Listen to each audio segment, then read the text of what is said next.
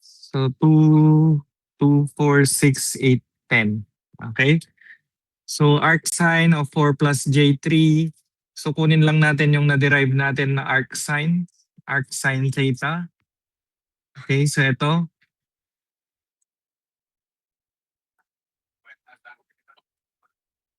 Undo. Ayan. Paano ba i-copy to? Okay, so i-rewrite ko na lang. So ang arcsine x is equal to negative j ln of jx plus or minus the square root of 1 minus x squared. Okay, so i-check natin if tama yung ano natin. So we have jx plus or minus square root of 1 minus x squared. Okay, so tama. So from the given, yung x natin is equal to 4 plus j3.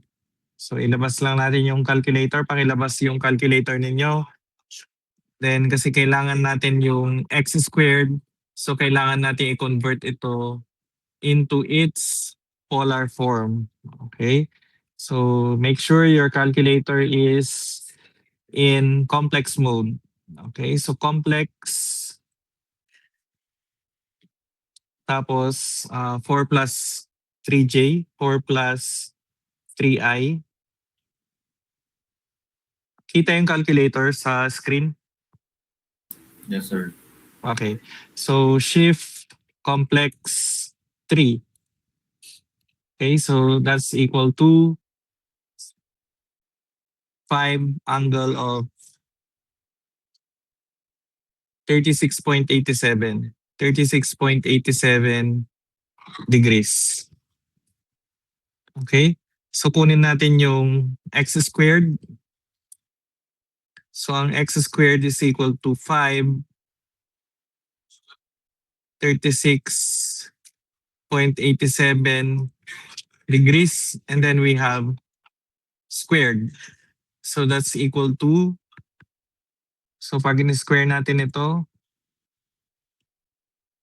shift complex 3. So that's 25. So 25 angle of 73.74.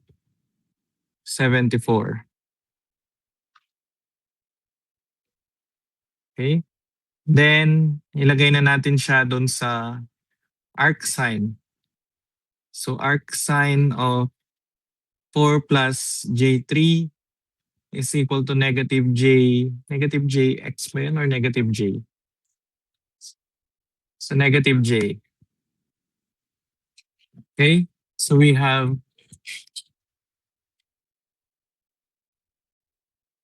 so equals negative j ln of j times 4 plus j3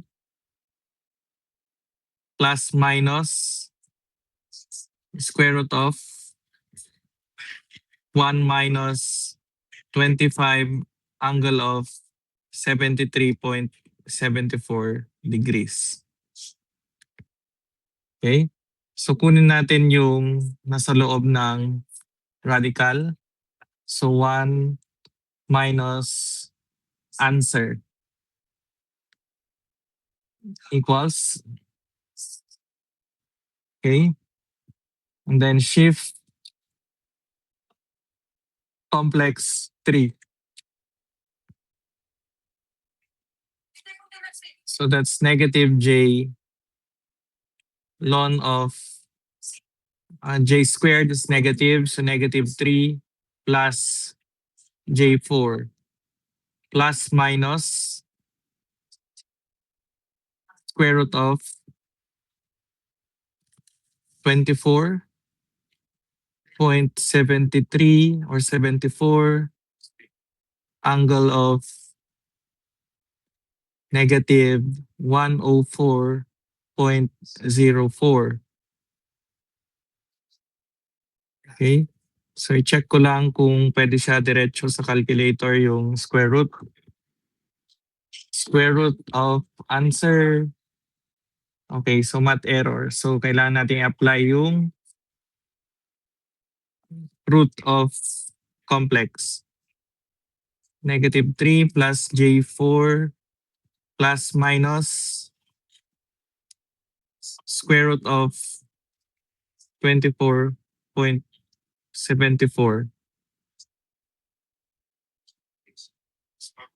Then square root of -104.04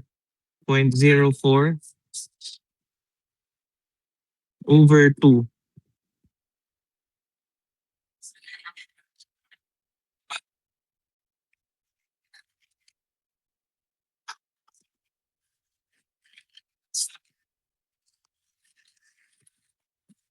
Okay, so we have square root of 24. Okay.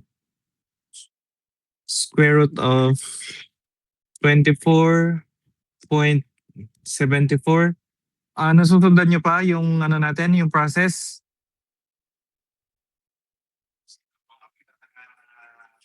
Okay, so that's equal to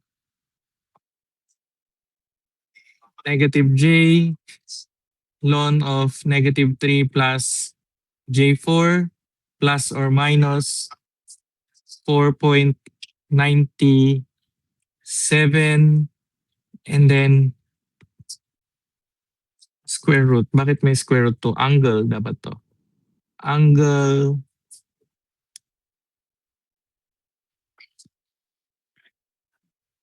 -104.04 times 1/2.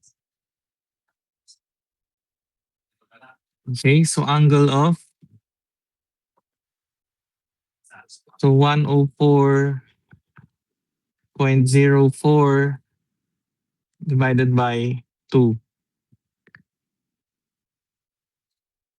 Okay, so that's 52.02 negative.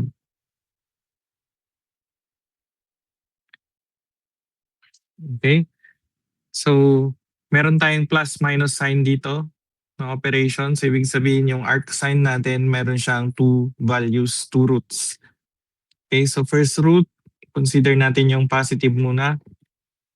Okay, so arc sign of 4 plus J3 is equal to -j ln of -3 plus J4 and then plus. Unahin na natin yung plus 4.97 angle of -52.02. Okay, so simplify natin yung nasa loob ng ln. So we have -3 plus 4i,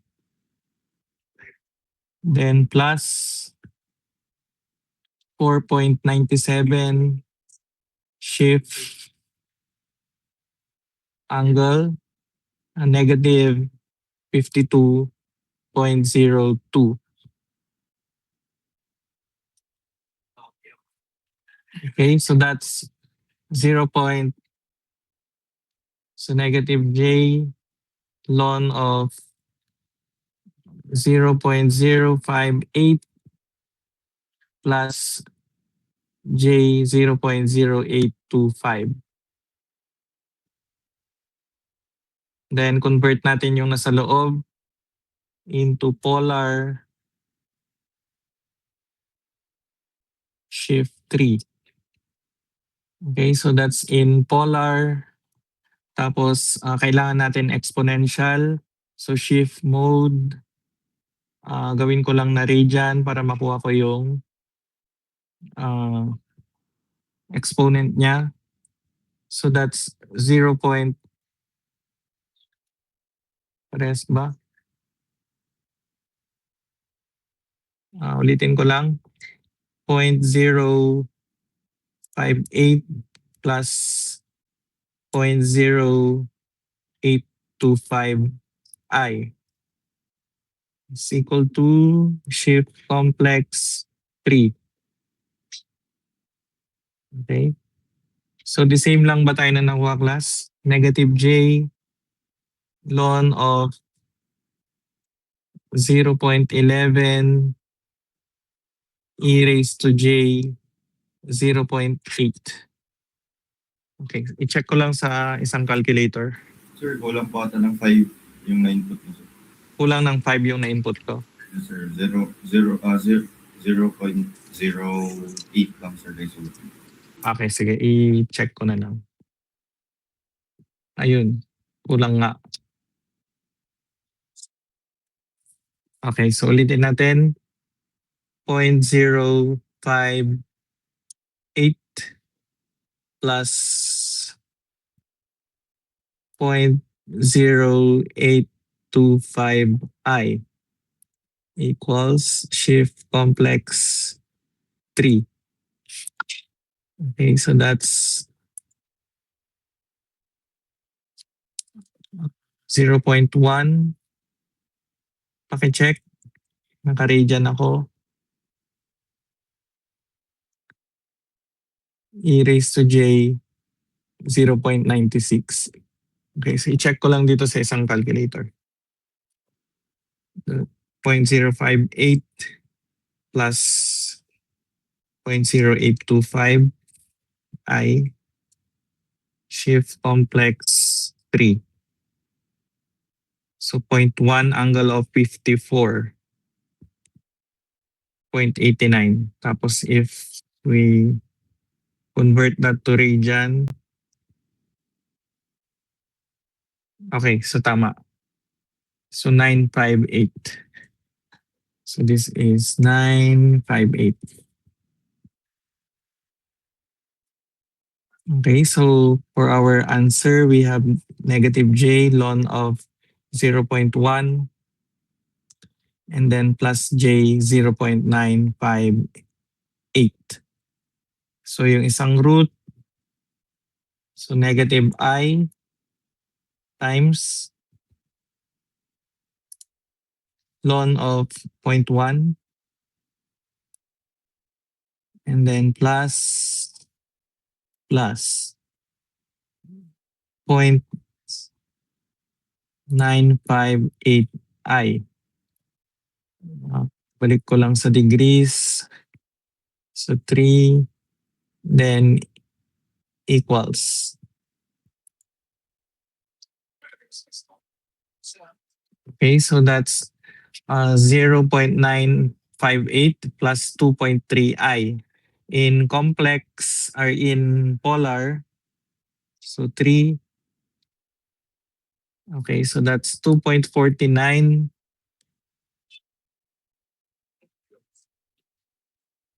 angle of 67.41 degrees. Okay? So ito yung isang root. And then yung isa, second root, consider natin yung negative. So arc sine of 4 plus J3. Nakuha nyo yung 2.49 angle 67.41? Hindi.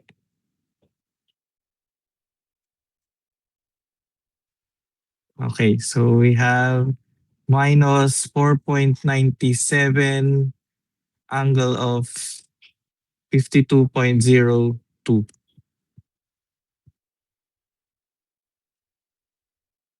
Okay, so kunin natin yung loob ng ln. So we have negative 3 plus 4i minus 4.97 angle of negative. So negative ito. Negative 52.02.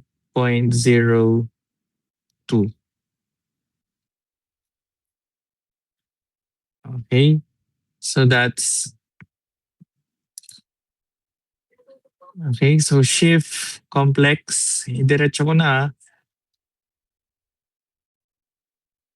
Okay, and then after converting to polar, i-convert na natin siya to exponential. So shift mode, wait lang. Shift mode 4.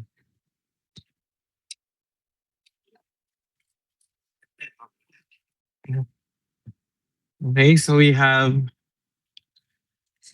9 point, so negative j, ln of 9.97 e raised to j 2.22.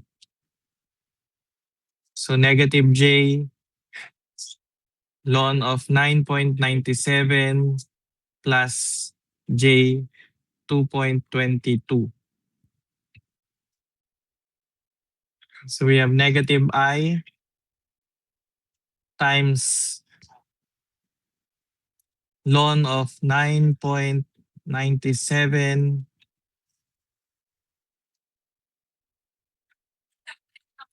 plus 2.22 I. Ay balik ko muna sa degrees, baka mamali. Okay, so we have, double check natin, negative I. And 2.22 I. Okay, so equals, then shift complex 3 equals, okay, so 3.2.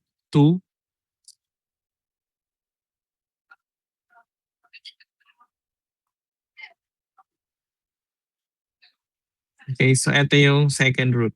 Okay? So nakuha? Yun lang naman. Example 1 lang tayo and then tuloy na natin next week after ng quiz. Okay, so totoong ano na to, dismiss na kayo.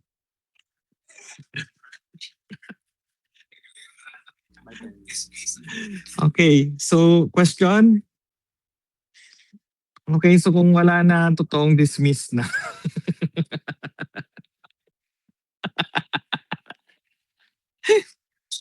Sige na. Thank you. Thank you, sir.